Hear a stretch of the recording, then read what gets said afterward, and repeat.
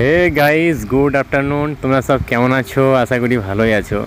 তো দেখো, আমরা তো তড়িমাঠে আমি সকালবেলাকার ব্লগে বলেছি, তো এখনও আছি আমি। এখন 1:15 বাজছে এখানে।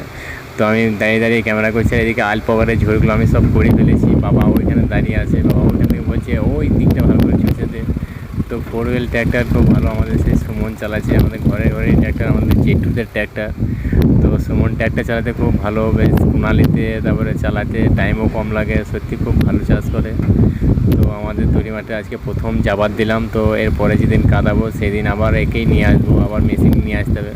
সব থেকে তৈরি মাঠে চাষ করাই আমাদের বেশি আগ্রহ, কারণ মেশিন ঘাড়ে করে নিয়ে আসতে হয়। তো ঘাড়ে করে মেশিন কাঁদানো চরম কঠিন ব্যাপার, মানে সবাই পারবে না।